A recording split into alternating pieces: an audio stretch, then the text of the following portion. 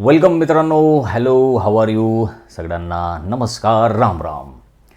बेटा, आपण जे आहे लास्ट लेक्चरपासून मॉर्फोलॉजी ऑफ फ्लॉवरिंग प्लांट शिकायला सुरुवात केलेली आहे. जसं की मी तुम्हाला सांगितलं की हा जो चॅप्टर आहे हा ज्यांना बॉटनीमध्ये इंटरेस्ट आहे, ज्यांना प्लॅन्टमध्ये इंटरेस्ट आहे, त्यांच्यासाठी खूप चॅप्टर हा कामाचा आहे. त्यांना खूप मजा येईल हा चॅप्टर शिकताना. आणि मी तुम्हाला सांगितलं की प्लॅन्टच्या प्रत्येक पार्टचा आपल्याला या चॅप्टरमध्ये स्टडी करायचा आहे.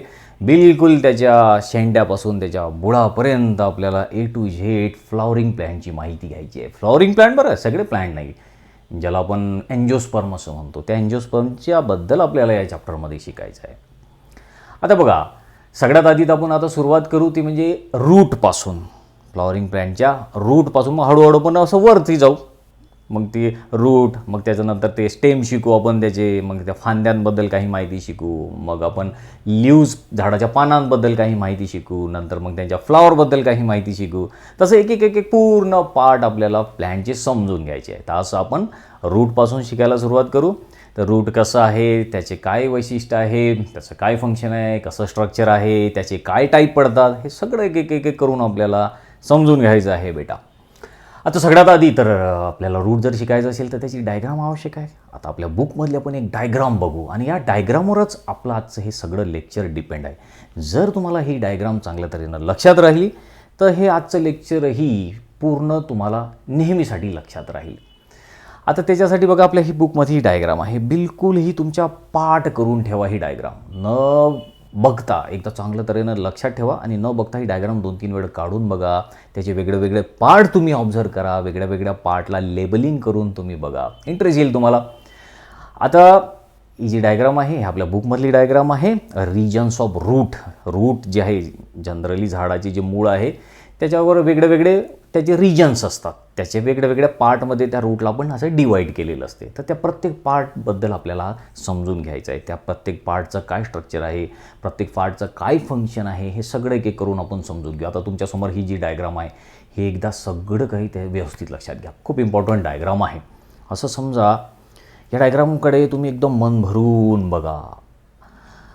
तुम्हाला तुमच्या आयुष्यामध्ये जी सगळ्यात आवडती गोष्ट आहे असं समजा की ती हीच आहे. मग ती गोष्ट तुमची कोणीही असू शकते, तुमची ती प्रेमिका असू शकते. असं समजा की तुम्ही तुमच्या प्रेमिकेला बघत आहे. याच्यामध्ये तिच्या प्रत्येक पार्टला बघा काय काय दिसते तुम्हाला. आता याच्यामध्ये तर तुम्हाला दिसेल सगळ्यात आधी खाली बुडापासून आपण सुरुवात करू. Region of root cap. जे रूट आहे त्याला एक कॅप आहे, लक्षात घ्या. एक एक एक पार्ट व्यवस्थित, हां बेटा. त्यानंतर मग तुम्हाला आणखीन एक त्याच्यावरती एक रिजन दिसतो, रिजन ऑफ मेरिस्टेमॅटिक रिजन. मेरिस्टेमॅटिक रिजन आहे. त्याच्यावर अजून थोडेसे तुम्ही गेले की मग असं केसांसारखे हेअर लाईक स्ट्रक्चर दिसते. त्याला म्हणतात रिजन ऑफ रूट हेअर्स. त्या रिजन ऑफ रूट हेअरच्या खाली अजून एक रिजन राहिला, रिजन ऑफ सेल इलॉंगेशन. आणि सगळ्यात वरचा रिजन आहे तो म्हणजे रिजन ऑफ मॅच्युरेशन. तसं ह्या रूटला अशा वेगळ्या वेगळ्या पार्टमध्ये डिवाईड केलेलं आहे. एकदम चांगल्या तऱ्हेनं ऑब्झर्व करा, डोळे बंद करा. बघा बरं, तुम्हाला आठवते का या प्रत्येक पार्ट या रूटचा आठवते का? डोळे बंद करा सगळ्यांनी आणि आठवायचा प्रयत्न करा. आणि जर शक्य असेल तर तुम्ही ताबडतोब ही डायग्राम आधी काढून बघा. तर समजलं आता इथपर्यंत तुमच्या लक्षात आलं की या डायग्रामवरच आपलं हे सगळं लेक्चर बेस्ड आहे, डिपेंड आहे. आता एक एक करून याचा प्रत्येक पार्ट आपल्याला समजून घ्यायचा आहे. चला, चांगला जोश आणा बेडा. सगळ्यात आधी तर आता बघा, हे जे रूट आहे त्याचं काही वैशिष्ट्य आपल्याला दिलेलं आहे. तर जी झाडाची रूट आहेत, सगळ्या झाडाचे नाही, जसं मी तुम्हाला सांगितलं एन्जिओस्पर्म जे प्लॅन्ट आहेत, फ्लॉवरिंग प्लॅन्ट, त्याच्या रूटबद्दल ही माहिती सांगितलेली आहे. तर सगळ्यात आधी काय वैशिष्ट्य आहे त्याचं, एका छोट्याशा ह्याच्यात मी तुम्हाला सांगतो. जी की रूट आहे ते डिसेंडिंग ॲक्सिस आहे ऑफ प्लॅन्ट बॉडी. प्लॅन्ट बॉडीचं कसं आहे ते डिसेंडिंग ॲक्सिस, खाली जाणार आहे ना ते. आणि त्याबद्दल आणखीन एक महत्त्वाचं सांगितलेलं आहे. ह्या टर्म काही लक्षात ठेवा तुम्ही. जसं की झाडाचे जे रूट आहेत ते पॉझिटिव्ह जिओट्रॉपिक. बघा हा पेन जो आहे माझा, मी जे अंडरलाईन करतो तुम्हाला त्याच्यामध्ये दिसेल, समजेल. पॉझिटिव्ह जिओट्रॉपिक अँड हायड्रोट्रॉपिक आहे. रूट कसे असतात? Positive geotropic and hydrotropic. म्हणजे काय? झाडाचे रूट जे आहे ते जमीनमध्ये आतमध्ये धसत जातात आणि ते गुरुत्वाकर्षण जिकडे असेल, गुरुत्वाकर्षण शक्तीकडे ते अट्रॅक्ट होतात. म्हणजे ते पॉझिटिव्ह जिओट्रॉपिक झाले. आणि त्याचबद्दल खाली जमीनमध्ये पाणी आहे, त्या पाण्याकडे ते अट्रॅक्ट होतात. म्हणजे काय? पॉझिटिव्ह हायड्रोट्रॉपिक झाले. तशा तऱ्हेनं ते गुरुत्वाकर्षणाकडे जातात. लक्षात येतं ना बेटा? गुरुत्वाकर्षणाच्याकडे जातात. त्याचबरोबर ते पाण्याच्या शोधामध्ये खाली खाली खाली खाली पसरत जातात. म्हणजे ते एक झाले पॉझिटिव्ह जिओट्रॉपिक अँड पॉझिटिव्ह हायड्रोट्रॉपिक. अजून एक महत्त्वाचं सांगितलेलं आहे रूटबद्दल, ते म्हणजे की हे जे रूट आहे हे निगेटिव्ह फोटोट्रॉपिक आहेत अँड निगेटिव्ह एरोट्रॉपिक आहेत. आता पॉझिटिव्ह तर बघितलं आपण, निगेटिव्ह म्हणजे काय? आता निगेटिव्ह फोटोट्रॉपिक म्हणजे काय? आता हे झाडाची जी रूट आहे ते जमीनच्या आत आहेत, तिथं काही सूर्यप्रकाश पोचत नाही, म्हणून निगेटिव्ह फोटोट्रॉपिक. फोटो म्हणजे शब्दाला फोटो म्हणजे समजून झालं की प्रकाश, प्रकाशाच्या ते विरुद्ध चालले, निगेटिव्ह फोटोट्रॉपिक आहेत. आणि त्याचबरोबर निगेटिव्ह एरोट्रॉपिक आहेत. एरोट्रॉपिक म्हणजे काय? खाली चालले ते जमीनच्या आतमध्ये, तिथे हवा नाही आहे, म्हणून ते झाले निगेटिव्ह एरोट्रॉपिक आणि निगेटिव्ह फोटोट्रॉपिक. अशा तऱ्हेनं हे जे रूट आहेत ना प्लॅन्टचे, याचं हे काही वैशिष्ट्य, काही कॅरेक्टरिस्टिक्स आपल्याला हे सांगितलेलं आहे, लक्षात घ्या. समजलं ना ह्या दोन महत्त्वाच्या गोष्टी? पॉझिटिव्ह जिओट्रॉपिक, पॉझिटिव्ह हायड्रोट्रॉपिक आणि निगेटिव्ह फोटोट्रॉपिक आणि निगेटिव्ह एरोट्रॉपिक, असं या रूटचं काही वैशिष्ट्य आपल्याला सांगितलेलं आहे. आणि त्याचबरोबर हे जे रूट आहेत झाडांचे हे ग्रॅव्हिटीच्या दिशेनं जातात, जिथं गुरुत्वाकर्षण आहे तिकडे ते हे खेचल्या जातात असं आपल्याला सांगितलेलं आहे. आणि दुसरं महत्त्वाचं वैशिष्ट्य म्हणजे अजून काय आहे या रूटबद्दल सांगितलेलं बघा, या पॉईंटमध्ये वाचून घ्या तुम्ही एकदम व्यवस्थित, की जे रूट असतात जनरली हे नॉन ग्रीन असतात. रूटमध्ये काही क्लोरोफिल नसते, की ते अन्न तयार करत नाहीत रूट, म्हणून ते नॉन ग्रीन असतात जनरली रूट. हे जे आपले फ्लॉवरिंग प्लांट आहे त्यांचे जे रूट आहेत ते नॉन ग्रीन आहेत, सिलेंड्रिकल आहे, गोल गोल. तुम्ही कोणीही झाडाचं असं हे ओढून बघितलं या फ्लॉवरिंग प्लांटचं, तर रूट तर तुम्हाला दिसते की ते गोल गोल असतात, नॉन ग्रीन असतात जनरली रूट्स. तुम्ही कोणत्या झाडांचे रूट खाता बरं? आपण जेवणामध्ये कोणत्या झाडांचे रूट उपयोगात आणतो? काही आठवते का तुम्हाला? बघा, हे तुम्हाला याच्यासाठी एक समजून झालं असाइनमेंट आहे तुम्हाला. आणि जर तुम्हाला आठवत असेल, माहिती असेल तर कमेंट करून जरूर सांगा तुम्ही.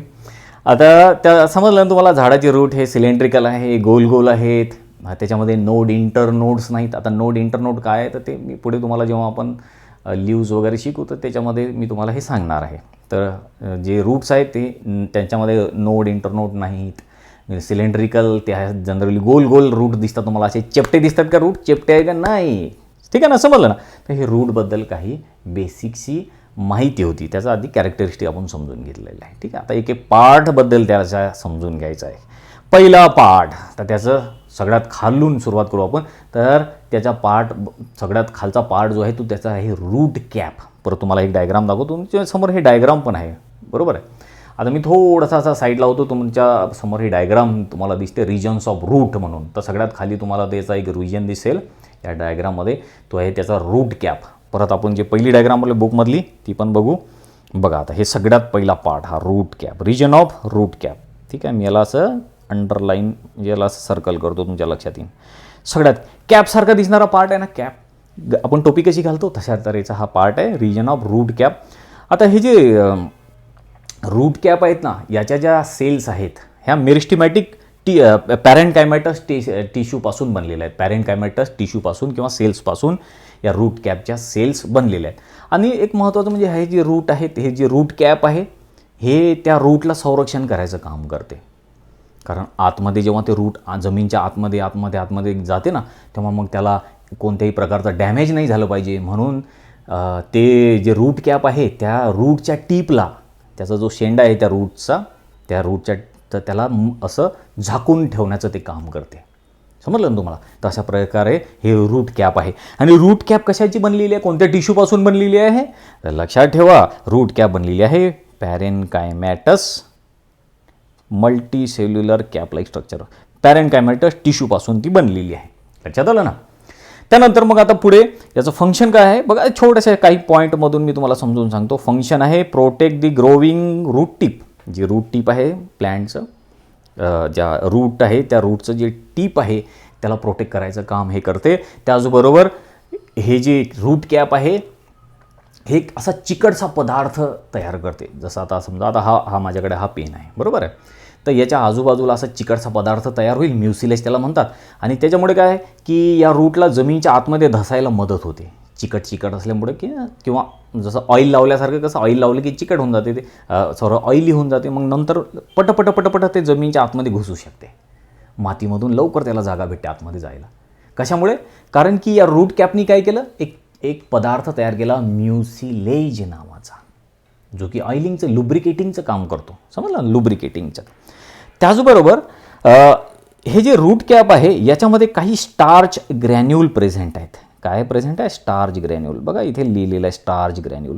आता स्टॅटोलिट्स म्हणतात त्याला. आता स्टार्च ग्रॅन्युलमुळे काय होते, हे ज्या रूट कॅपमध्ये जे स्टार्च ग्रॅन्युल आहेत याच्यामुळे काय होते की ग्रॅव्ही परसेप्शन्स अँड जिओट्रॉपिझममध्ये हेल्प होते. बघा रूट कॅपमध्ये काय आहे? Starch granule. आणि हे स्टार्च ग्रॅन्युलचा काय फायदा आहे या रूटला? तर याच्यामुळे ग्रॅव्ही परसेप्शन आणि जिओट्रॉपिझम याच्यामध्ये हेल्प होते. म्हणजे गुरुत्वाकर्षण शक्तीकडे ते अट्रॅक्ट होऊन जातात. जिकडे जिकडे गुरुत्वाकर्षण आहे तिकडे तिकडे ते जे रूट आहे ते वळायला लागतात, असं त्याचा अर्थ आहे. त्यानंतर मग आता अजून एक आपल्याला स्पेशल काही फीचर्स सांगितलेले आहे या रूट कॅपबद्दल. बरेचसे जे प्लांट आहेत त्यांच्यामध्ये एकच रूट कॅप असते, पण काही काही प्लांट असे आहे की ज्यांच्यामध्ये एकापेक्षा जास्त रूट कॅप असतात.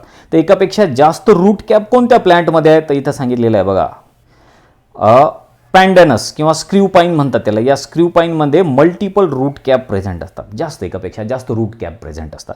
त्याचबरोबर जे पाण्यामधले हायड्रोफाईट प्लांट आहेत ना, पाण्यामध्ये राहणारे जे प्लांट आहेत ना त्यांच्यामध्ये रूट कॅप नसते. त्या रूट कॅपऐवजी रूट पॉकेट्स असतात.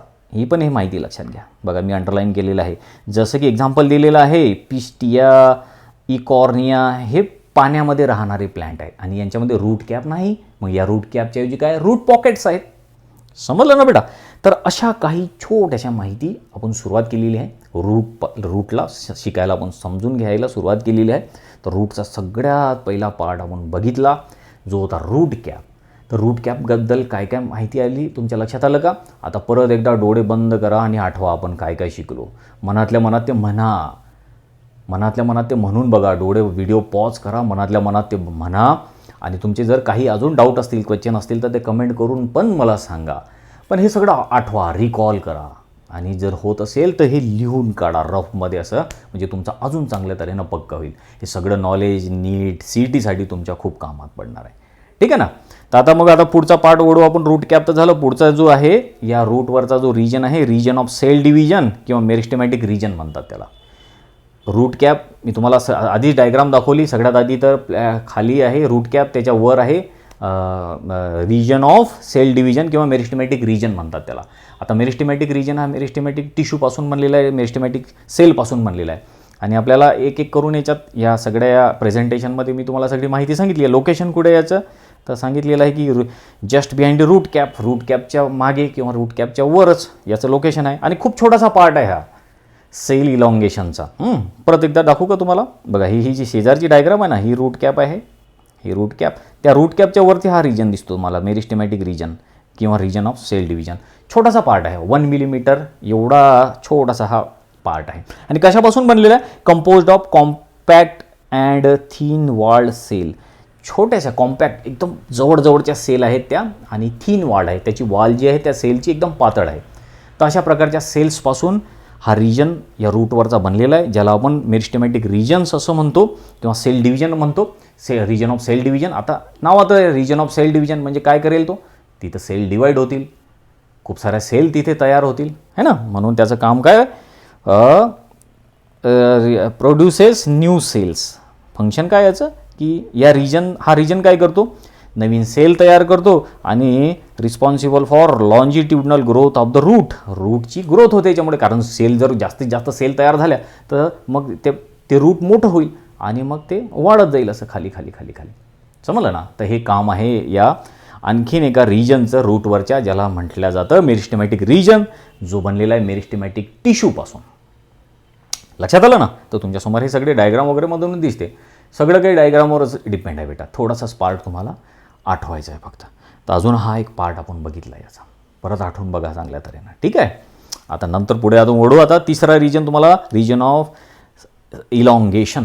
आता सेल डिवाईड झाल्या, आता सेल इलॉंगेट होतील, मोठ्या होतील. नावातच आहे सेल इलॉंगेशन. खूप साऱ्या सेल तयार झाल्या, आता त्यातल्या काही सेल इलॉंगेट होतील, म्हणजे सेल त्या लांब होतील. म्हणजेच काय? रूट वाढत वाढत जाईल, मोठं होईल रूट, है ना? आता काय सांगितलं याचं लोकेशन कुठे आहे? सगळ्यात आधी तर बघा location, located above the meristematic region. Meristematic जो रिजन आहे त्याच्यावर हा जो इलॉंगेशन, रिजन ऑफ इलॉंगेशन आहे ही डायग्राम पण दिसते तुम्हाला.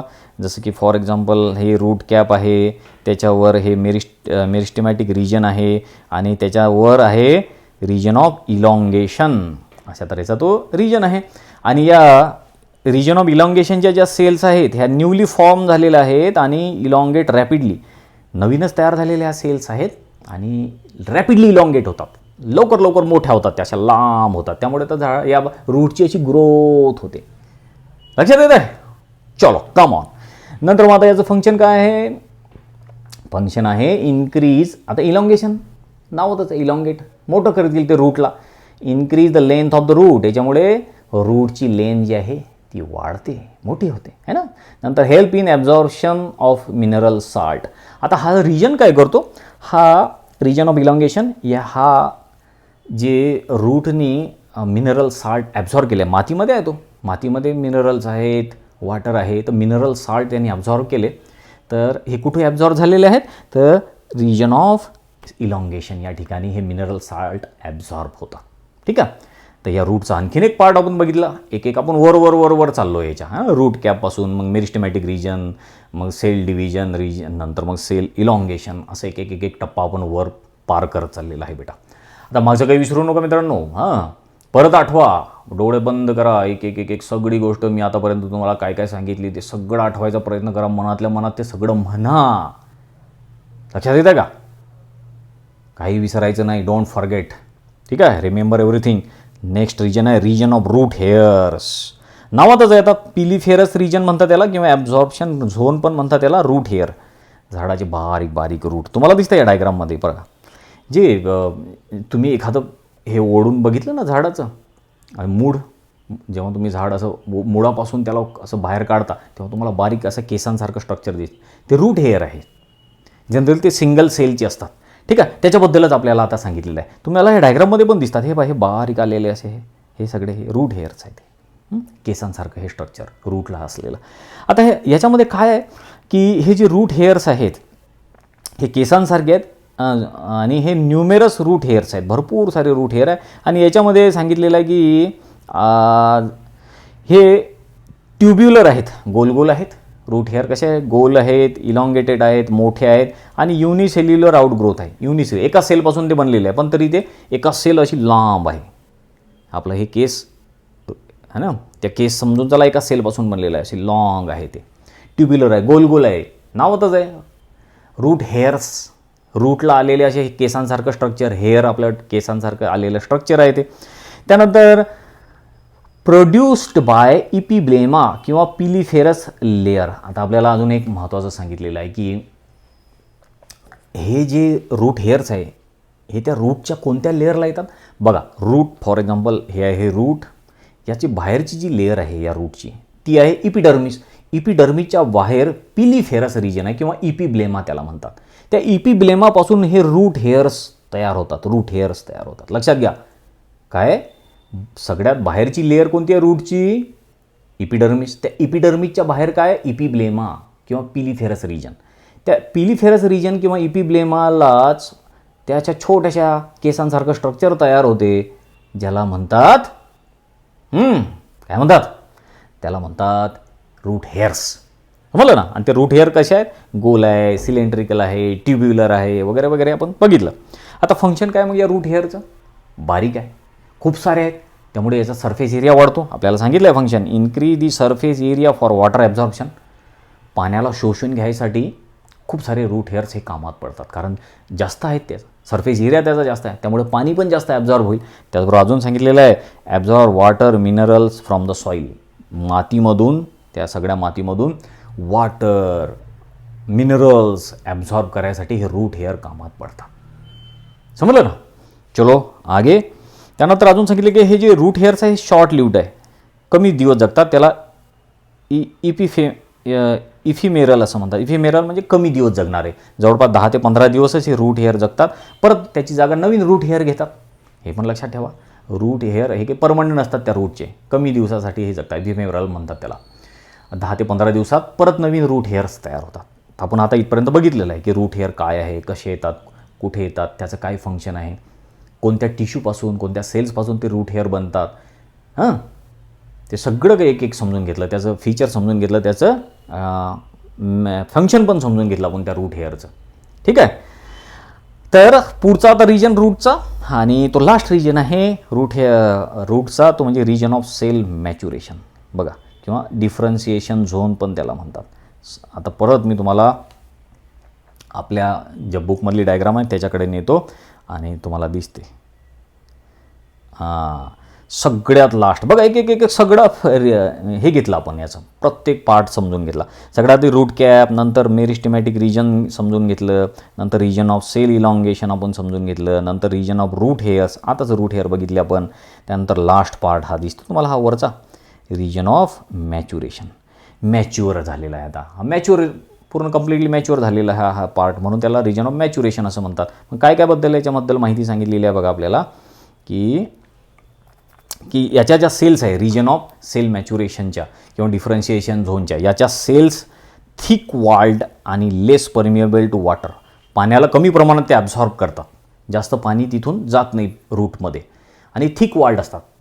थिक वॉल्ड जाड त्याच्या ज्या सेलच्या आहेत, त्या सेलची वॉल जाड आहे, त्यामुळे तर पाणी आतमध्ये जात नाही, कमी प्रमाणात पाणी जाते. नंतर आपल्याला सांगितलेलं आहे cells differentiate into various permanent tissue. आता हा जो रिजन आहे सेल मॅच्युरेशनचा, याच्यामधून वेगळे वेगळे टिश्यू फॉर्म होतात, वेगळे वेगळे टिश्यू तयार होतात इथून या रिजनमधून सगळ्यात वरच्या. आता फंक्शन बघू आपण, रिजन ऑफ सेल मॅच्युरेशनचं फंक्शन काय आहे. फंक्शन्स, ठीक आहे, functions form a different tissue system. इथून जो सगळ्यात वरचा पार्ट आहे मॅच्युरेशनचा, तिथून वेगळे वेगळे टिश्यू फॉर्म होतात. त्यानंतर provide fixation anchorage to the प्लॅन्टला हे हेल्प करते उभं राहायला, आहे ना, झाडाचं रूट. त्यानंतर conduct absorb water and mineral, जे रूट हेअरने जे वॉटर मिनरल ॲब्झॉर्ब केले ते मग वरच्या प्रत्येक पार्टपर्यंत पोहोचवण्याचं काम हा रिजन करतो, मधला हा रिजन. ठीक आहे ना. नंतर मग लॅटरल रूट्स डेव्हलप होतात याच पार्टमधून. लॅटरल रूट, वेगळे वेगळे रूट याच्यामधून तयार झालेले तुम्हाला दिसतात. जसं आता परत मी डायग्राम दाखवतो तुम्हाला ही आपल्या बुकमधली. बघा, हे जे रूट आहे ना, हे लॅटरल रूट आहे, हे एक मेन रूट आहे, हे मोठं रूट. ठीक आहे, मोठं रूट. त्याच्या आजूबाजूला हे रूट तयार झालेले दिसतात तुम्हाला. हे रूट तयार झालं, हे रूट तयार झालं, हे रूट तयार, हे लॅटरल रूट्स म्हणतात त्याला. आणि हे कुठून तयार झाले लॅटरल रूट्स, ते region of maturation. Region of मॅच्युरेशनपासून हे लॅटरल रूट्स तयार झालेले तुम्हाला दिसतात, बरोबर आहे ना. तर अशा प्रकारे आता प्रत्येक पार्ट आपण या रूटचा समजून घेतलेला आहे बाळांनो. आता लास्टमध्ये आपल्याला जायचं आहे आणि ते आहे function of root. Function of root समजून घेऊ आणि मग आपला आजचं लेक्चर आपण इथे स्टॉप करू. मग नेक्स्ट लेक्चरपासून आपण जे आहे ते टाईप्स ऑफ रूट बघायला सुरुवात करू. तर फंक्शन काय रूटचं, तर एक तो फंक्शन तर तुम्हाला माहीत आहे की अँकरेज किंवा फिक्सेशन ऑफ सॉईलमध्ये फिक्स करते, झाडाला आधार द्यायचं, झाडाला एका ठिकाणी उभं करायचं काम हे रूट्स करतात, है ना. त्याचबरोबर काय करतात की जे मातीमधून सॉईलमधून वॉटर आणि मिनरल ॲब्झॉर्ब करायचं काम करतात. हे रूट मातीच्या आत आहेत, मग त्या मातीमध्ये पाणी आहे, मिनरल्स आहे, झाडाला जगायला ज्या ज्या गोष्टी आहेत त्या सगळ्या त्या मातीमध्ये आहेत. ते सगळं ओढायचं काम, ॲब्झॉर्ब करायचं काम हे रूट करतात. झाडाला उभं करतात, झाडाला आधार द्यायचं काम करतात, अँकरेज, है ना. त्याचबरोबर कंडक्शनचं काम करतात, absorb water mineral stem base, जे काही मिनरल आणि वॉटर ॲब्झॉर्ब केलं ते वरच्या पार्टपर्यंत पोहोचवण्याचं काम करतात, कंडक्शनचं काम करतात. तर अशा प्रकारचं हे रूटचं फंक्शन आहे. प्रायमरी सेकंडरी फंक्शनमध्ये त्याला आपण डिवाईड करू शकतो. तशा तऱ्हेनं रूटची ही काही बेसिक माहिती आपण बघितलेली आहे. बिलकुल सिंपल आहे, सोपी आहे आणि सगळं काही जसं मी तुम्हाला सांगितलं ही डायग्रामवर डिपेंड आहे. तर चांगल्या तऱ्हेनं खूप चांगल्या मस्त सुंदर, आता मुली तर खूप छान छान डायग्राम काढतात. आता बऱ्याचशा मुली तर मला मागच्या काही बॅचमधल्या मुली ज्या आहेत त्यांच्या हाताने खूप सुंदर डायग्राम काढून त्याचा फोटो काढून मग त्या मला व्हॉट्सअपवर पण पाठवत होत्या. त्यांना खूप चांगले मार्क मिळायचे डायग्राममध्ये. मुलींना खूप आवड असतो, काही मुलांना पण डायग्रामची खूप आवड असते. वेगळ्या वेगळ्या कलरफुल त्या डायग्राम काढायचे. आणि डायग्राम काढायचं आपलं बायोलॉजीवर, सगळी बायोलॉजी त्या डायग्रामवर डिपेंड आहे. तुम्ही जर चांगल्या तऱ्हेनं डायग्राम काढल्या, लक्षात ठेवल्या तर तुम्हाला आपोआपच मार्क चांगले पडतात. मग ते रिटर्नची एक्झाम असो की तुमची नीट असो, CET असो, सगळ्या ठिकाणी चांगले मार्क पडतात तुम्हाला. तर आजच्या लेक्चरमध्ये आपण इथेच थांबू बेटा, आणि नेक्स्ट लेक्चरमध्ये आपण याचा पुढचा पार्ट आपण घेऊ. तोपर्यंत चांगला अभ्यास करा, बिलकुल 1 मिनिटही वाया घालवायचा नाही, ठीक आहे. आता जिकडे तिकडे ते आंदोलनं वगैरे काय आहे ते प्रोटेस्ट वगैरे चालू आहेत, तिकडे तुम्ही लक्ष देऊ नका, तुम्ही तुमच्या स्वतःच्याकडे लक्ष द्या. देव तुमचं भलं करो. All the best.